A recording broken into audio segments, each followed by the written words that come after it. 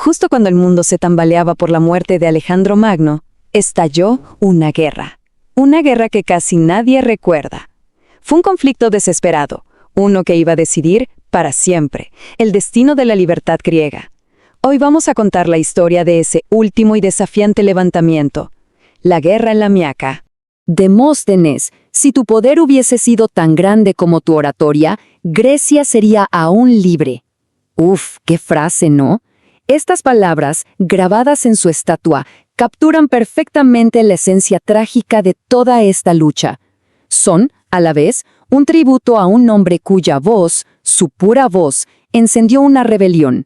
Pero también son un lamento por una libertad que, al final, se perdió. Bueno, para entender todo esto tenemos que viajar en el tiempo. Imagínense, estamos en el año 323 a.C. La noticia de que Alejandro ha muerto en Babilonia empieza a correr como pólvora por su gigantesco imperio. Y claro, en ningún lugar pega tan fuerte como en Grecia, que digamos que llevaba ya mucho tiempo bastante inquieta bajo el dominio macedonio. Y es que, para entender la que se va a armar, hay que tener claro el panorama. A ver, Grecia no era libre para nada. Desde la famosa batalla de Queronea, en el 338, Macedonia tenía el control. De hecho, cuando Alejandro se fue a conquistar Persia, dejó a su general Antípatro como regente, básicamente vigilando todo con mano de hierro. Así que, la muerte de Alejandro no era una oportunidad para ganar la libertad, era la oportunidad para recuperarla. Es una diferencia clave. Pero ojo, que esto no era solo un tema de control militar. Para nada, había un choque cultural tremendo.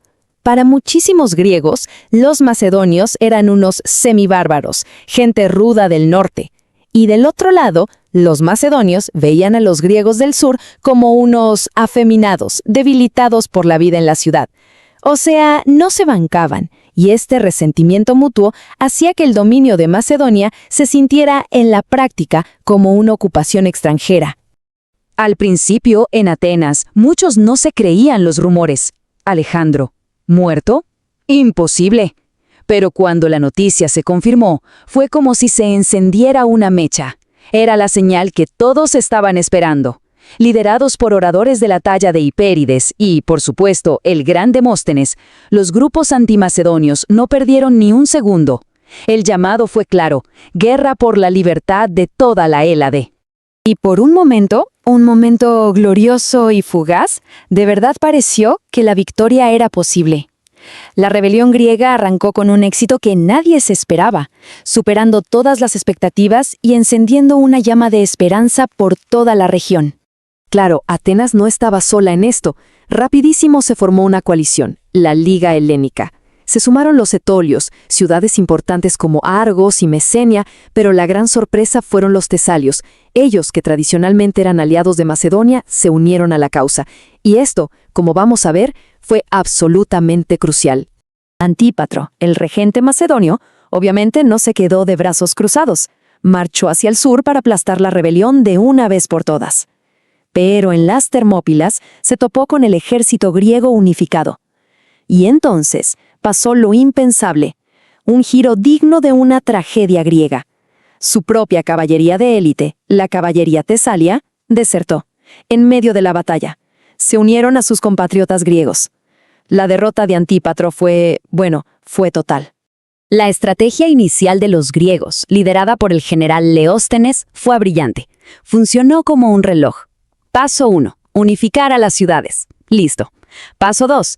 Derrotar a las primeras fuerzas de Antípatro. Listo. Y paso 3. Perseguirlo, acorralarlo y obligarlo a refugiarse en la ciudad de Lamia, donde lo dejaron sitiado. Y de ahí justamente viene el nombre de la guerra. Pero la esperanza griega estaba a punto de chocar de frente con la dura realidad. Un imperio, y sobre todo uno como el de Alejandro, no cae así de fácil. Mientras Antípatro esperaba, sitiado en Lamia, pidió ayuda. Y los demás generales de Alejandro, claro, respondieron al llamado. El contraataque macedonio fue brutal.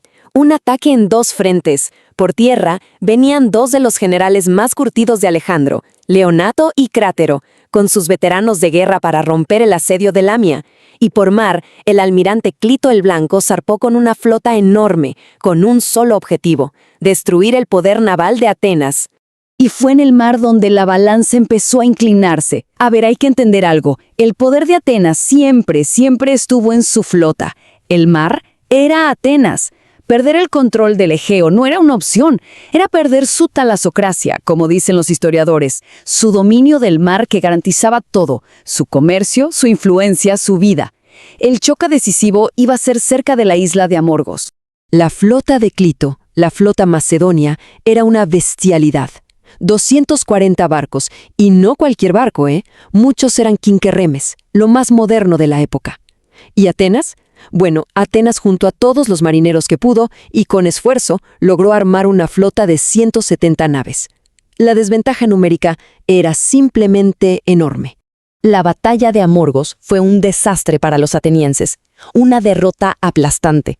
Y con esta victoria, Macedonia no solo abrió el camino para que llegaran más y más refuerzos por mar, sino que le rompió la columna vertebral al poder ateniense. Perder su dominio del mar significó el fin de una era. Se acabó. Atenas nunca más volvería a ser esa potencia naval que dominó el Egeo. Fue un golpe del que ni su economía ni su prestigio se recuperarían jamás. Ok, con el control del mar en sus manos y los ejércitos de tierra ya reunidos, todo estaba listo para el enfrentamiento final. Antípatro, ahora con los refuerzos de las tropas veteranas de Crátero, marchó para encontrarse con el ejército griego en Tesalia, cerca de un lugar llamado Cranón. Y en tierra, la cosa no pintaba mejor. De hecho, era igual de desalentador. Los griegos lograron juntar unos 25.000 soldados de infantería. Los macedonios sumaban 40.000. Y no eran novatos, eran los veteranos que habían conquistado Persia con Alejandro. La superioridad era sencillamente abrumadora. La batalla fue corta. Y fue brutal. La falange macedonia, más grande, más experimentada, simplemente cargó y rompió las líneas griegas. Superados en número, los hoplitas griegos no pudieron aguantar y se retiraron hacia unas colinas. La caballería griega, al ver que la infantería se retiraba, también abandonó el campo. La victoria macedonia fue decisiva. Fin de la historia. La derrota en Cranón fue mucho más que el final de una guerra. Fue el final de toda una era. Las consecuencias, sobre todo para Atenas y para ese ideal de la ciudad-estado independiente, fueron terribles y permanentes. Antípatro fue implacable. Se negó a negociar con la Liga griega como un todo. No, forzó a cada ciudad a rendirse por separado. Y para Atenas, los términos fueron demoledores. A ver, se abolió la democracia. Se instaló una guarnición macedonia en su puerto. 12.000 de sus ciudadanos más pobres perdieron la ciudadanía y fueron exiliados. Y por si fuera poco, los líderes de la rebelión, como Demóstenes, fueron condenados a muerte.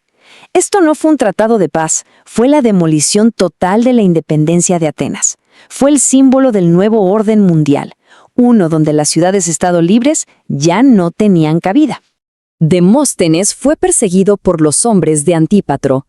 Logró refugiarse en el templo de Poseidón en una isla, pero antes de que pudieran atraparlo, él, el orador que había desafiado a reyes y tiranos solo con el poder de sus palabras, tomó un veneno que siempre llevaba consigo. Eligió la muerte antes que la humillación de ser capturado. Y esto nos deja con la gran pregunta, una que resuena hasta hoy. ¿Quién fue Demóstenes realmente? ¿Fue el último gran héroe de la libertad griega? ¿El que defendió hasta el final el ideal de la polis, de la ciudad-estado independiente? ¿O fue quizás un hombre aferrado al pasado, luchando contra un futuro que era inevitable, incapaz de ver el nuevo mundo que Alejandro había creado? Quizá la respuesta es más simple. Quizá fue solo un hijo de su tiempo, y fue precisamente esa lucha desesperada por salvar su mundo lo que lo convierte en una figura tan trágica y tan noble.